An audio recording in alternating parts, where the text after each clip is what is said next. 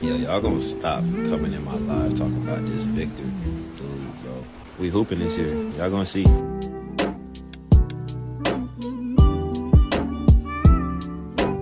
Alright team, today we have a very surprising trade. This actually went down yesterday while I was at work, and so I was kind of upset that I couldn't get my full reaction because I had to work. But once I saw the notification, I believe someone commented on the YouTube comments. I'm gonna pull that up for y'all. I was just like, wow. That was my first reaction. Wow. And I like this trade. I do. I'm not gonna lie. It hurts a little bit to see Malachi Branham and Blake Wesley go. And I understand they weren't really core pieces. Malachi Branham never really fit the play style after we got Victor Wembanyama. He's more of a pick and roll player. Blake Wesley, it's kind of redundant once you have a Steph Castle because he can do everything Blake Wesley can do, but just at a higher level. I do think Blake Wesley has slightly better perimeter defense, but I mean, you're not really losing too much by letting Blake Wesley go. And then you also fill a gap, which I said a couple of videos ago, we are going to need a third string center or maybe even a backup center for when you want to run those double big lineups. And I think Kelly Olynyk fits that perfectly. So now you have a big man rotation of Wemby, Luke Cornett, and Kelly Olynyk. I don't know what's going to happen to Bismack Biyombo or Charles Bassey. I'm pretty sure they're both gone. But this trade as a whole, I like it. You didn't give up no highly valuable capital. You gave up a 26 second round pick. And it's the least favorable of Dallas, Philadelphia, and OKC, so it's probably going to be OKC's. And so taking a look at Kelly Olynyk's stats, he is 34 years old, so he's a bit older, but I don't think he's necessarily like someone who you have to extend for so long because he is kind of like a placeholder, and he's only a third string backup center. So with this age, I'm not really concerned about it. I'm more interested in his shooting and what he brings off the bench. After thinking about it, he is a real Spursy pickup. This past season he shot 41% from 3, actually 42%, and he also fills the gap with size. So two birds in one stone, size and shooting. A 6'11 big man. For on the season he averaged 9 points, 3 assists, and 5 rebounds, and that's one aspect that I think is very underrated about Kelly Olynyk. I was watching some film and he's actually a pretty good passer. I don't know if I just wasn't in tune with the Kelly Olynyk playstyle, but I wasn't familiar with his passing, and so that's another aspect where I think he fits into the Spurs culture and their play style. But these pickups, Luke Cornett, Kelly Olynyk, this shows me that the Spurs are very aware in what they need to help Victor Wembanyama. We saw he didn't have a backup center for so long, and so they go out this offseason, get 2 big men to help Wemby, get him some time on the bench a little bit. But this is also huge for Jeremy Sohan because he will not have to play backup center anymore. Now if Mitch still does that, I don't know what to say.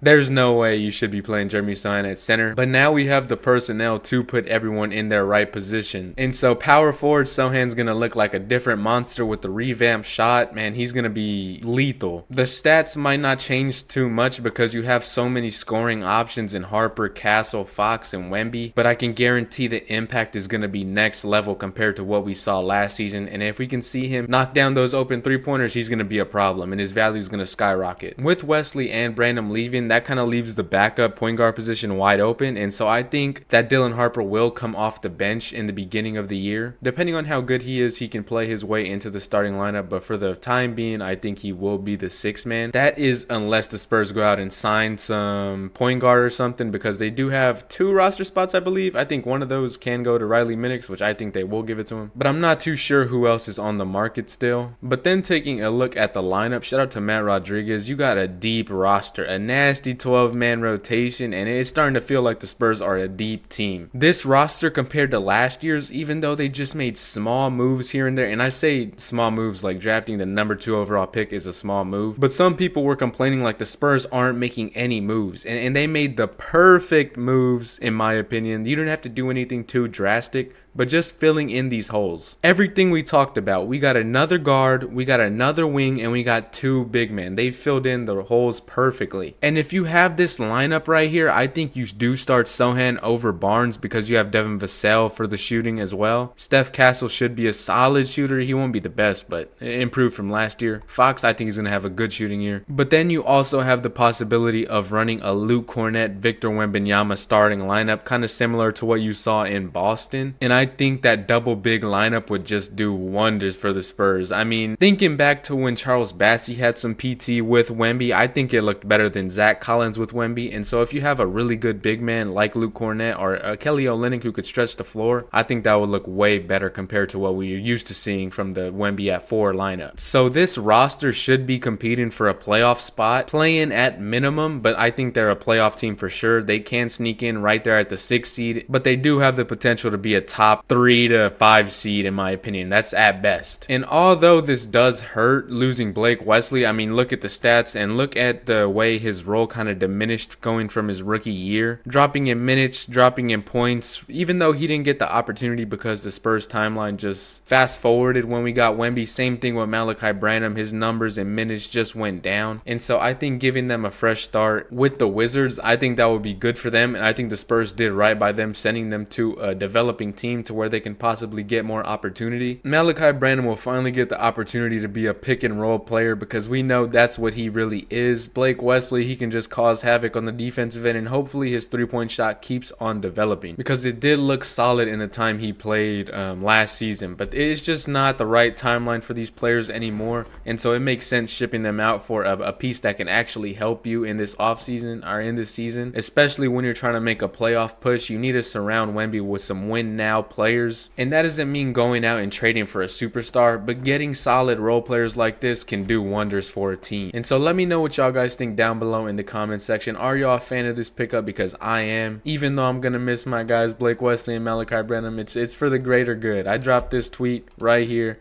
Y'all go ahead and give me a follow if y'all down. It's a small price to pay for salvation. So give me a follow, give me a like, anything if y'all agree. And with that being said, it has been your boy Chris, and I'll catch y'all later. I'm out.